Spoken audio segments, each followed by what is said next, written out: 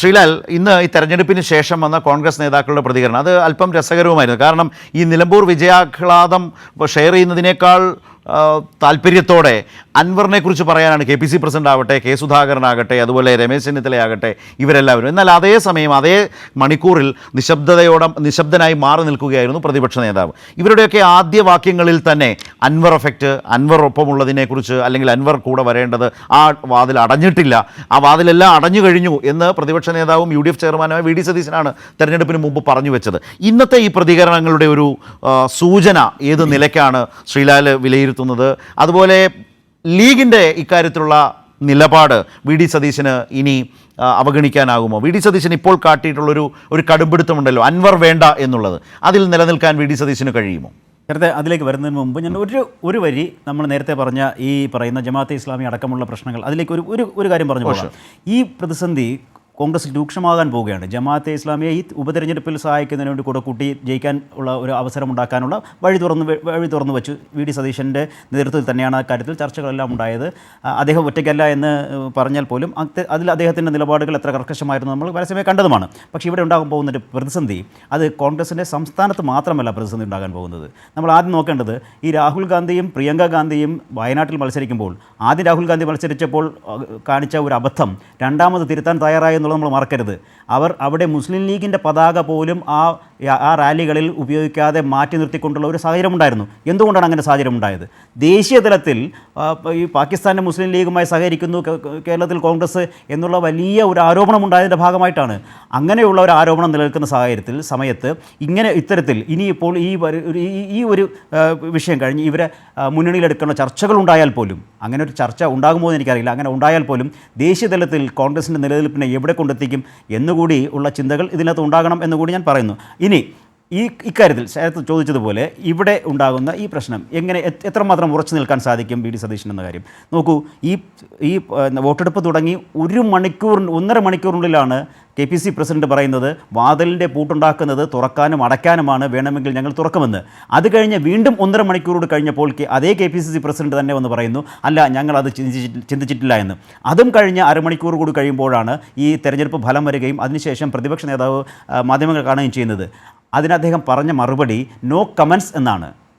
അദ്ദേഹം ഇത് ആലോചിക്കാമെന്നോ, ആലോചിക്കേണ്ട വിഷയമായില്ലെന്നോ, ആലോചിക്കേണ്ട സമയമായില്ലെന്നോ, അല്ലെങ്കിൽ യു ഡി എഫ് ഘടകകക്ഷികളും എല്ലാമായി കൂടിയാലോചിച്ച് ചെയ്യുമെന്നോ എന്നൊന്നും അദ്ദേഹം പറഞ്ഞില്ല. നോ കമൻസ്, അതായത് for me it's A close chapter എന്ന രീതിയിൽ തന്നെയാണ് അദ്ദേഹം പറഞ്ഞത്.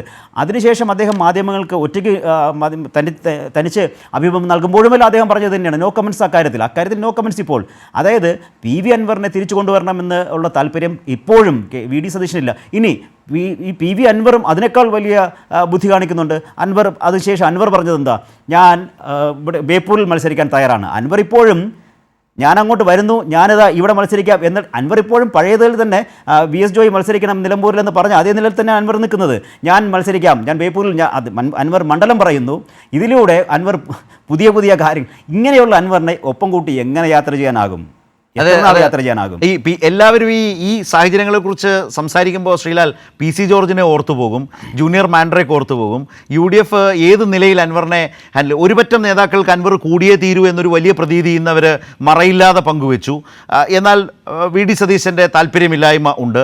ഇപ്പോൾ വലിയ ചർച്ച നടക്കുന്നുണ്ട്. അക്കാര്യത്തിൽ സതീശനെടുത്ത നിലപാടാണ് ശരിയെന്നൊക്കെ സമൂഹ മാധ്യമങ്ങളിൽ വളരെ ശക്തമായി നിരീക്ഷിക്കുന്ന അഭിപ്രായ പ്രകടനങ്ങളൊക്കെ നമ്മൾ കാണുന്നതാണ്. ഇത് വളരെ ഇൻട്രസ്റ്റിംഗ് ആയിട്ടുള്ളൊരു സിറ്റുവേഷനിലേക്കാണ്. ശരത്ത്, ആ നിലപാടിൽ എത്ര നാൾ ഉറച്ചു നിൽക്കാനാകുമെന്നുള്ളത് നമുക്ക് കാത്തിരുന്ന് കാണേണ്ട കാര്യം. കാരണം ഈ തിരഞ്ഞെടുപ്പ് തുടക്കത്തിൽ അൻവറിനെ ഒഴിവാക്കി നിർത്തുന്നതിൽ വി ഡി സതീശൻ എടുത്ത ഒരു ഉറച്ച നിലപാട്, അത് ഉറച്ച നിലപാട് തന്നെയാണെന്നാണ് ഞാൻ കാണുന്നത്. അതൊരു കോൺഗ്രസ് സ്ഥാനാർത്ഥിയെ യു ഡി എഫ് സ്ഥാനാർത്ഥിയെ തള്ളിപ്പറഞ്ഞ ഒരാളെ ഒപ്പം കൂട്ടണ്ട എന്ന തീരുമാനം, ഉറച്ച തീരുമാനം, അത് ഒരു ഉറച്ച തീരുമാനമായി തന്നെയാണ്. അതിന് മുമ്പ് തുടങ്ങിയല്ലോ.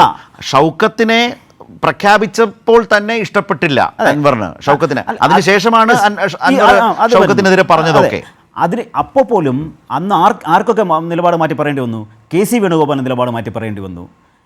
അതുപോലെ രമേശ് ചെന്നിത്തലയ്ക്ക് നിലപാട് മാറ്റി പറയേണ്ടി വന്നു. അന്നത്തെ മുൻ കെ പി സി പ്രസിഡന്റ് നിലപാട് മാറ്റി പറയേണ്ടി വന്നു. എന്തിന് പി കെ കുഞ്ഞാലിക്കുട്ടിക്ക് വരെയും നിലപാട് മാറ്റി പറയേണ്ടി വന്നു. അവരെല്ലാവരും അന്ന് അൻവറിനൊപ്പമായിരുന്നു. ഇന്നിപ്പോൾ അവരെ മാറ്റി നിർത്തിക്കൊണ്ട് എങ്ങനെ വി ഡി സതീശന് എത്രത്തോളം പിടിച്ചു നിൽക്കാനാകും എന്നുള്ളത് വരും ദിവസങ്ങളിൽ കാണേണ്ട കാര്യം. പക്ഷേ എന്തായാലും ശരി, വി അൻവറിനെ ഒപ്പം കൂട്ടിക്കഴിഞ്ഞാൽ ഞാൻ പറഞ്ഞതുപോലെ അൻവറിനെ ഒതുക്കി കൈകാര്യം ചെയ്ത് കൊണ്ടുപോകുക അത്ര എളുപ്പമാകില്ല. അൻവർ ഇപ്പോഴേ മണ്ഡലം പറഞ്ഞു കഴിഞ്ഞു. ആ മണ്ഡലത്തിൽ അൻവർ ഒരു പടി കൂടെ നീട്ടിയറിഞ്ഞു. ഞാൻ മരുമോനെതിരെ അതൊരു വികാരം ഉണ്ടാക്കലാണ്.